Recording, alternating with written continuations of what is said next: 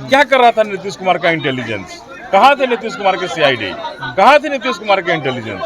क्यों नहीं उन पर समय रहते कार्रवाई हुई? क्यों गोली चलाने की जरूरत पड़ी? क्यों हमारे घरों को फूका गया? पूरे देश के अंदर ऐसा फील कर रहे हैं लोग कि क्या बिहार में 1990 का दौर वापस आ गया, कि जिस तरह से आदिवासियों को, दलितों को मारा गया, काटा गया, वो दौर फिर से दिखाई पड़ रहा है। किस तरह से यहाँ 100-150 राउंड फायरिंग करी गई, दहशत बनाया गया, वहाँ पर मकान जलाए गए, तबाह किया गया, लोगों को बेघर किया गया। इसके मतलब साफ है कि अपराधी अपराधी होता है, और जो लोग भी अपराधियों की जांच से देखते हैं तो बहुजन समाज पार्टी उसका खंडन करती है, उसकी निंदा करती है। गरीबों के, शोषित दलित वंचितों का घर जलाया जाए और सरकार मुख्य दर्शक बनी रहे, इससे बड़ा शर्मिंदा हम बिहारियों के लिए और इससे बड़ी गाली हम बिहारियों के लिए नहीं होती। क्या कोर्ट ने कोई आदेश दिया था कि रात में आकर के 110 फायरिंग करना है, आग लगा देना, इनको बेघर कर देना है? ये कोर्ट का डिसीजन होना चाहिए था। किसी की वो गुंडागर्दी से काम नहीं चलता है, देश संविधान से चलता है। तो संविधान से हमारा जो कोर्ट चलता है, जो कोर्ट फैसला करेगा उसको माना जाएगा, ना कि किसी गुंडे मवालियों की बंदूक में इतनी कोई दम है कि जो हमारे संविधान को झुकाने का काम करेगा। नीतीश कुमार जी कब तक झूठ बोलेंगे? 3 डिसमिल जमीन देने का वादा उनका कब पूरा होगा? आखिर इन दलित परिवारों को अगर 3 डिसमिल जमीन मिल गया होता, कब्जा मिल गया होता, रसीद मिल गया होता, तो फिर ये विवाद कहाँ होता? बिहारी होने के नाते बड़ा शर्मिंदा अपने आप को महसूस करते हैं कि हमारे बिहार में इस तरह की घटना हो, हमारे बुद्ध की धरती पर इस तरह की घटना हो, जहाँ किसी व्यक्ति के द्वारा हमारे गरीबों के, शोषित दलित वंचितों का घर जलाया जाए और सरकार मुख्य दर्शक बनी रहे, इससे बड़ा शर्मिंदा हम बिहारियों के लिए और इससे बड़ी गाली हम बिहारियों के लिए नहीं होती। इस मामले में तो दलित पर अत्याचार कर रहा है सर। देखिए, दलित पर अत्याचार कर रहा है ये हम नहीं कहना चाहते। हम ये कहना चाहते हैं कि नीतीश कुमार जी के राज में माफिया राज, कुछ माफिया हैं जो राज कर रहे हैं, और वही कारण है कि कुछ माफिया इन झोपड़ियों के, हमारे दलित भाइयों की झोपड़ियों को जला रहे हैं और माताओं और बहनों को बाहर करने का काम कर रहे हैं। अच्छा अनिल जी, भू माफिया की बात करें, अपराधी जो होते हैं इस तरह की हरकत हमेशा करते आ रहे हैं, या फिर जातिगत इसको देखा जाए, क्या लग रहा है आपको? देखिए, जातिगत मैं नहीं देखने आया हूँ, हम देखने आए हैं कि आखिर इस तरह की स्थितियाँ क्यों पैदा हो रही हैं। नीतीश कुमार जी कब तक झूठ बोलेंगे? 3 डिसमिल जमीन देने का वादा उनका कब पूरा होगा? आखिर इन दलित परिवारों को अगर 3 डिसमिल जमीन मिल गया होता, कब्जा मिल गया होता, रसीद मिल गया होता, तो फिर ये विवाद कहाँ होता? ये झोपड़ियों को जलाने का सिलसिला कब तक चलता रहेगा? कभी सरकार चलाती है, कभी अतिक्रमण में हटाते हैं, कभी अपने गुंडों द्वारा हटवाते हैं। तो ये कहने का मतलब है कि ये नीतीश कुमार जी की चाहत है कि हम गरीब, शोषित दलित वंचित जो हैं ये इस तरह का जीवन जिए, कभी कहीं रहे, और हमारे छत के ऊपर पक्का छत नसीब नहीं। जहाँ पे गिरफ्तार किया गया है मामला, जिसका मुख्य आरोपी नंदू पासवान भी है। देखिए, किसकी गिरफ्तारी हुई है ये सरकार समझे, लेकिन कहीं न कहीं जो मुख्य रूप से जो इसमें दोषी होगा, उन दोषियों को सरकार बचाने का प्रयास करे। देखिए, 15 आरोपी यहाँ पे पकड़ाए गए हैं, लेकिन बात आ रही है कि जो भी है माफियागिरी कर रहे हैं ना, ये सरकार माफिया चला रही है। तो अगर सरकार माफिया चला रही है तो भू माफिया पर कंट्रोल कैसे करेगा?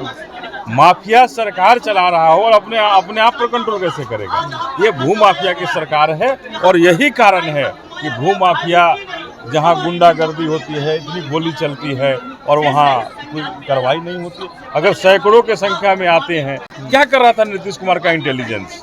कहाँ थे नीतीश कुमार के सीआईडी? कहाँ थे नीतीश कुमार के इंटेलिजेंस?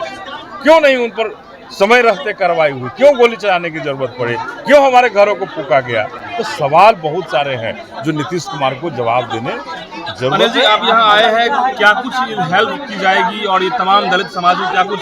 हम लोग आए हैं सांसद रामजी गौतम साहब के नेतृत्व में, और जो जरूरत होगा इस परिवार को मदद की जाएगी, और उनको न्याय के लिए बहुजन समाज पार्टी अपनी बहन मायावती के नेतृत्व में खड़ी रहेगी। सर, आपने आज पूरा स्थिति को देखा सर, क्या आपने स्थिति पाया सर?